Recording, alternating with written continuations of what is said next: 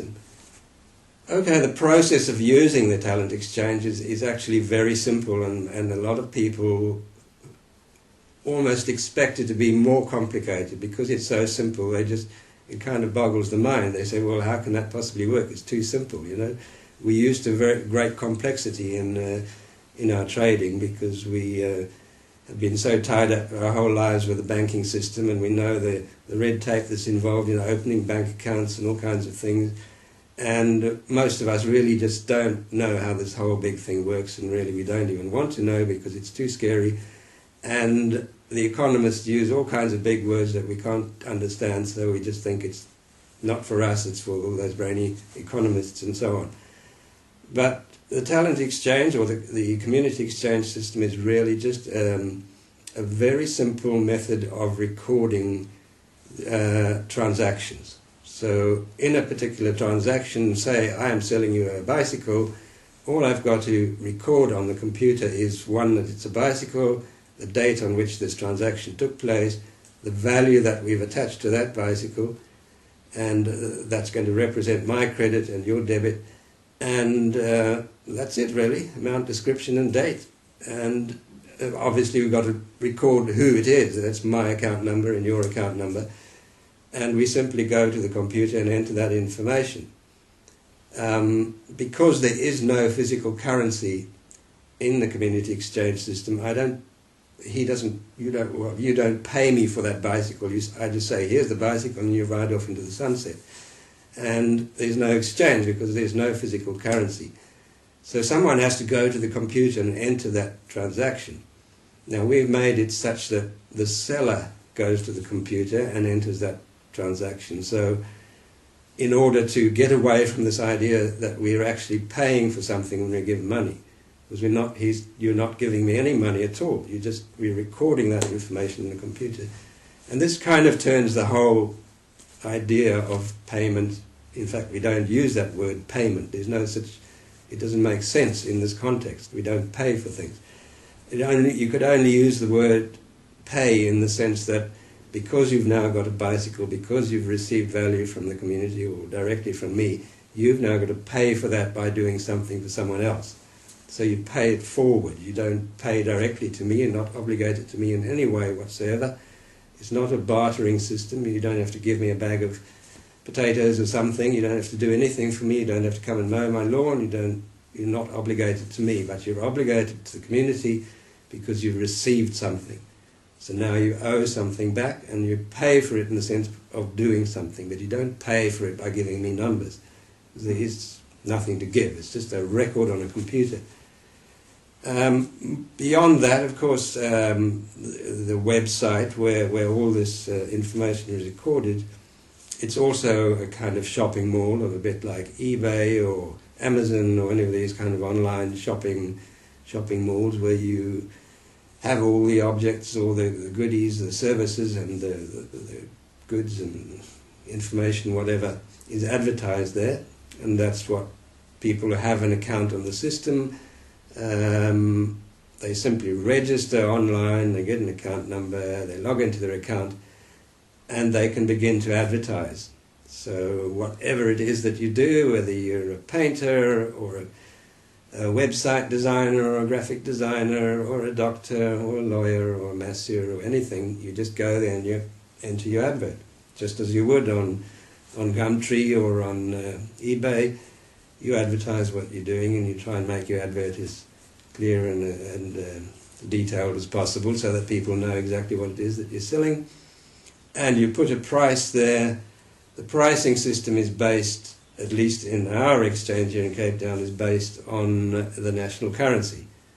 And that means if I was going to sell that bicycle for 500 Rand in the Rand economy, I would say it's 500 talents in the Cape Town Talent Exchange.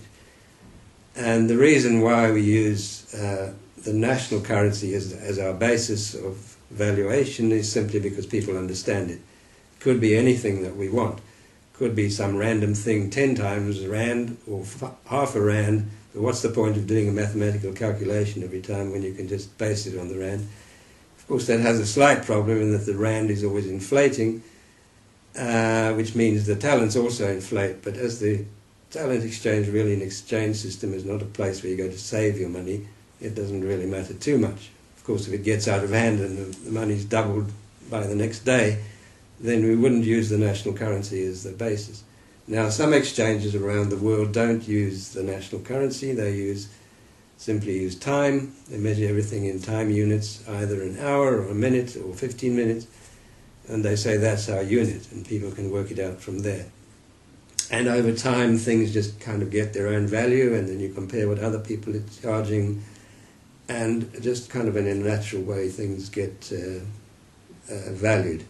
Other places, they've got, say, like a basket of goods, and they say, this basket of goods is worth so much, maybe there's a dozen eggs in there and a pint of milk or something, and that is like their currency, that's one unit, and then they try to evaluate everything else in terms of that. So all prices really are always in terms of something else, whether it's time or some other commodity that you're comparing them to. You need some kind of a pricing system. So, the numbers represent the price, and you put your advert on the system and you simply wait for someone to call you. It works just like any economy. You just wait for a phone call or an email, and someone says, okay, I'd like one of those bags that you're offering, and you say sure, and you arrange time, mode of delivery, whether it's going to go by post or they're going to come and fetch it, or you're going to deliver it to them.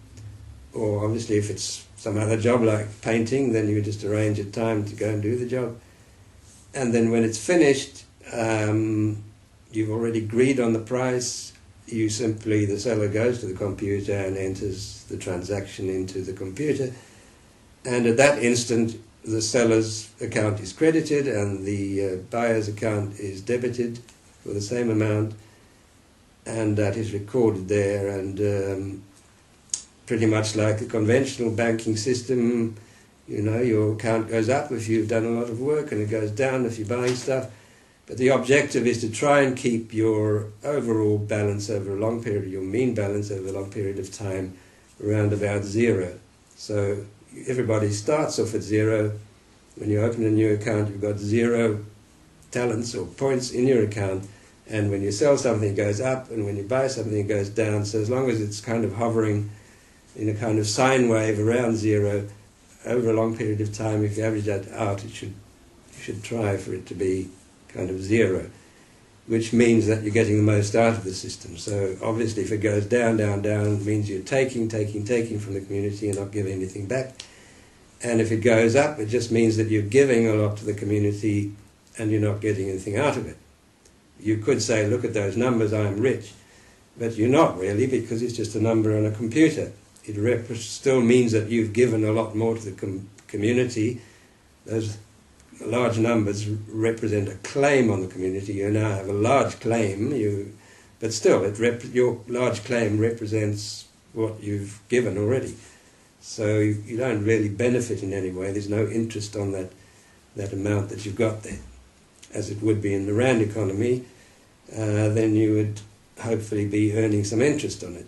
And we don't want to go into the whole question of interest, because interest is really a way of sucking value out of the community by people who are offering spurious services that are not really adding any value to the community. And so really interest in all its forms is really just a kind of parasitic thing of extracting value without giving anything. Whereas most of us don't really see it like that. You can go to any economics book and interest is one of the prime concepts.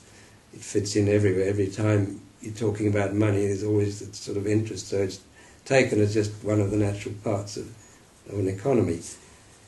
And having an account brings you many other benefits, or some people might not see them as benefits, but it's also a kind of, it provides you with a network of assistance. It's a whole new world of all kinds of things that are available to you.